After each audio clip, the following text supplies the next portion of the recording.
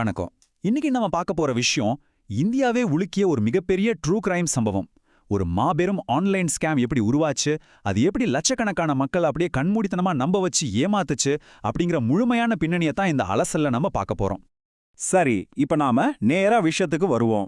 2010 காலகட்டத்தை கொஞ்சம் யோசிச்சு பாருங்க. இந்தியால இன்டர்நெட் ரொம்ப வேகமா வளர ஆரம்பிச்ச நேரம் அது. அப்போலாம் இந்த work from home, online income மாதிரி வார்த்தைகளை கேட்டாலே மக்கள் மனசுல ஒரு பெரிய ஆர்வமும் அதே சமயம் ஒரு ஆபத்தான தேடலும் வந்துச்சு. இருட்டான ஒரு அறையில லேப்டாப் வெளிச்சத்துல மட்டுமே உட்கார்ந்துட்டு ஆன்லைன்ல சுலபமா பணம் சம்பாதிக்க முடியும்னு சொல்றாங்களே, அது நிஜம்தானா அப்படின்னு யோசிக்கிற ஒருத்தரை நீங்க கற்பனை பண்ணி பாருங்க. அந்த ஆசை தான் எல்லாத்துக்கும் ஆணிவேர். கரெக்டா அந்த நேரத்துல தான் ஸ்பீக் ஏஷியா ஆன்லைன் அப்படிங்கிற ஒரு நிறுவனம் உள்ள வராங்க. சிங்கப்பூர்ல ரெஜிஸ்டர் செய்யப்பட்டவா சொல்லப்பட்ட இந்த கம்பெனி ஒரு செம கவர்ச்சியான வாக்குறுதியை கொடுத்தாங்க. வெறும் வீட்ல இருந்தபடியே ஆன்லைன் சர்வே ஃபில் பண்ணுங்க, வார வாரம் ஆயிரக்கணக்கில் சம்பாதிக்கலாம் அப்படின்னு சொன்னாங்க. மனோஜ்குமார் சர்மா அப்புறம் வெளிநாடுகளைச் சேர்ந்த சில பிசினஸ் ஆட்கள் தான் இதோட முக்கிய புள்ளிகளா இருந்தாங்க. உழைக்காமலே ஈஸியா பணம் சம்பாதிக்கலாம்னு நினைச்ச பலரோட முகத்துல இது ஒரு பெரிய நம்பிக்கையை உருவாக்குச்சு. ஆனா இங்கே தான் ஒரு பெரிய ட்விஸ்ட் வச்சாங்க. இந்த வாய்ப்பு ஒன்றும் ஃப்ரீ கிடையாது. இதுல நீங்க ஒரு பேனலிஸ்டா சேரணும்னா முதல்ல 11,000 ரூபாய் மெம்பர்ஷிப் ஃபீஸ் கட்டணும். இந்த ஐடியாவை விற்கிறதுக்காக அவங்க என்ன பண்ணாங்க தெரியுமா?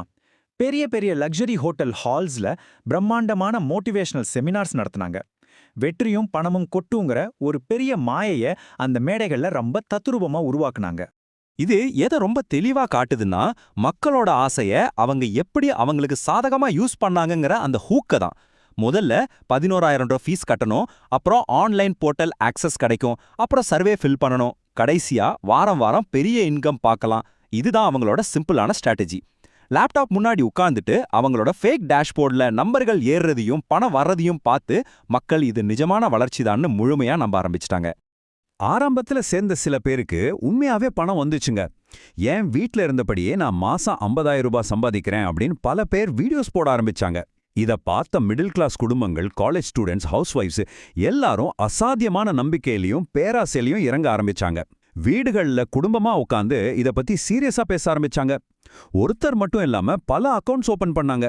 சொல்லப்போனா சில பேர் இன்னும் அதிக பணம் சம்பாதிக்கலாம்னு இதுக்காகவே பேங்க்ல லோன் கூட எடுத்தாங்க. இப்போ இந்த ஸ்லைட்ல ஒரு ரொம்ப சுவாரஸ்யமான விஷயத்தை நம்ம பார்க்க போறோம். அவங்க சொன்ன கிளைமுக்கும் ரியாலிட்டிக்கும் இருந்த அந்த மலைக்க வைக்கிற வித்தியாசம் என்ன தெரியுமா? நாங்க குளோபல் மார்க்கெட் ரிசர்ச் பண்றோம், அதனால தான் அவ்வளோ அதிக பணம் தரோம்னு அவங்க சொன்னாங்க. ஆனா நிஜத்துல அவங்க கேட்ட கேள்விகள் என்னென்ன? இந்த டூத் பேஸ்ட் உங்களுக்கு பிடிக்குமா? இந்த டிவி ஆட் நல்லா இருக்கா? இப்படிப்பட்ட ரொம்ப ரொம்ப அடிப்படையான கேள்விகள்லாம். இவ்வளோ கம்மியான வேல்யூ இருக்கிற டேட்டாவுக்கு எந்த ஒரு உண்மையான நிறுவனமும் ஆயிரக்கணக்கில் பணம் கொடுக்கறது மேத்தமேட்டிக்கலா இம்பாசிபிள் அப்படிங்கறத இன்வெஸ்டிகேட்டர்ஸ் ரொம்ப துல்லியமா கவனிச்சாங்க. இங்க தான் அசல் உண்மையே மறைஞ்சிருக்கு. இது வேற ஒன்னும் இல்ல, ஒரு பக்கா பான்சி ஸ்கீம். அதாவது எந்த உண்மையான பிசினஸ் லாபத்துல இருந்தும் அவங்க பணத்தை கொடுக்கல. அதுக்கு பதிலா புதுசா வந்து சேர்ற ஆட்கள் கட்டுற பணத்தை அப்படியே எடுத்து பழைய ஆட்களுக்கு பே அவுட்டா கொடுக்கிற ஒரு ஃபைனான்ஷியல் மோசடி. இதுதான் அந்த ஸ்ட்ரக்சருக்கு பின்னாடி ஒளிஞ்சிருந்த ஒரு மிகப்பெரிய ட்ராப். இந்த மோசடியோட கணக்கை நீங்களே கொஞ்சம் பாருங்களேன். ஒரு புது மெம்பர் கிட்ட இருந்து உள்ள வர்ற 11,000 ரூபாய் அப்படியே பழைய மெம்பருக்கு பே அவுட்டா வெளியே போகுது. ரியாலிட்டி என்னன்னா, அங்க எந்த ரியல் ரெவென்யூவும் ஜெனரேட் ஆகவே இல்லை. உள்ள வர்ற ஆயிரக்கணக்கான கோடி ரூபாய்கள் நேரா வெளிநாட்டு பேங்க் அக்கவுண்ட்ஸ்க்கு மூவ் ஆச்சு. இந்த மொத்த அமைப்பும் முடிவில்லாம புதுசா ஆட்கள் சேர்ந்துக்கிட்டே இருந்தா மட்டும்தான் இயங்கும் அப்படிங்கறத ஃபினான்ஷியல் இன்வெஸ்டிகேட்டர்ஸ் ரொம்ப சீக்கிரமே கண்டுபிடிச்சிட்டாங்க. இந்த மாய வலையில எத்தனை பேர் விழுந்தாங்க தெரியுமா?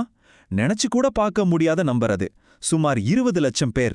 ஆமாங்க, கிட்டத்தட்ட 2 மில்லியன் மெம்பர்ஸ் இதுல ஜாயின் பண்ணி ஆயிரக்கணக்கான கோடி ரூபாய்களை இந்த சிஸ்டம்குள்ள கொட்டினாங்க. அந்த சிஸ்டம் ஒரு நாள் கண்டிப்பா முழுமையா உடையும் அப்படிங்கிறது பாவம் அவங்களுக்கு அப்போ தெரியல. சரி, அந்த வீழ்ச்சி எப்படி நடந்துச்சு?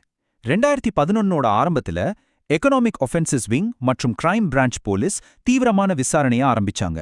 2011ஓட மையப்பகுதியில India Today, Times of India மாதிரி பெரிய ஊடகங்கள் இந்த ஸ்கேமை வெளிச்சத்துக்கு கொண்டு வந்தாங்க. பேங்க் அக்கவுண்ட்ஸ் எல்லாம் முடக்கப்பட்டுச்சு, கடைசியில பேமெண்ட்ஸ் மொத்தமா நின்னுடுச்சு. வங்கிகளுக்கு வெளியே மக்கள் பயத்திலையும் குழப்பத்திலையும் கோபத்திலையும் தவிச்சது ஒரு மிக மோசமான காட்சி. இதுக்கப்புறம் விசாரணை இன்னும் தீவிரமாச்சு. என்ஃபோர்ஸ்மெண்ட் டைரக்டரேட் மணி லாண்டரிங் கோணத்துல விசாரிக்க ஆரம்பிச்சாங்க. மனோஜ்குமார் சர்மா மேல பல எஃப்ஐஆர்கள் பாஞ்சுது. ஃபாரின் ஆபரேட்டர்ஸை தேடுற வேட்டை முடுக்கி விடப்பட்டுச்சு. பேங்க் டிரான்சாக்ஷன்ஸ் மூலியமா இந்த பான்சி ஸ்டைல் பே அவுட் நடந்ததையும் ஆஃப்ஷோர் அக்கவுண்ட்ஸ்க்கு ஃபண்ட்ஸ் மூவ் ஆனதையும் அதிகாரிகள் மிக தெளிவா கண்டுபிடிச்சிட்டாங்க.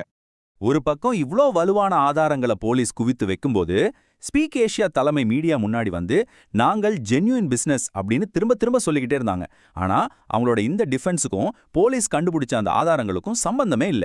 இது உள்ளீடற்ற ஒரு மிகப்பெரிய மோசடி அப்படிங்கிறது சந்தேகத்துக்கு இடமில்லாம நிரூபணமாயிடுச்சு. நாம புரிஞ்சிக்க வேண்டிய முக்கியமான விஷயம் என்னன்னா, இது வெறும் ஒரு ஃபைனான்ஷியல் கிரைம் கிடையாதுங்க. இது ஒரு மாபெரும் மனித சோகம். ஆயிரக்கணக்கான குடும்பங்கள் தங்களோட வாழ்நாள் சேமிப்பை முழுவதையும் இழந்து நின்னாங்க. பல வீடுகள்ல இது கடுமையான கடனையும் தீராத மன அழுத்தத்தையும் உருவாக்குச்சு. கட்ட முடியாத பில்களுக்கு நடுவுல இருட்டான ஒரு அறையில உட்காந்துட்டு இருக்கிற ஒரு மிடில் கிளாஸ் குடும்பத்தோட முகத்துல இருக்கும் அந்த உடைந்த நம்பிக்கையை கொஞ்சம் நினைச்சு பாருங்களேன். ரொம்பவே பாரமான விஷயம் அது.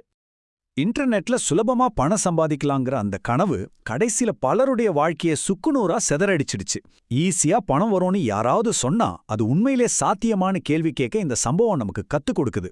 சில தொடக்கங்கள் ஒரு அழகான கனவு போல ரொம்ப கவர்ச்சியா இருக்கும். ஆனா அதோட முடிவு நம்முடைய நிஜ வாழ்க்கையே இருளாக்கிடும். இருள் சூழ்ந்த இந்த உண்மை நமக்கு எப்போதுமே ஒரு பாடமாவும் எச்சரிக்கையாவும் இருக்கட்டும்.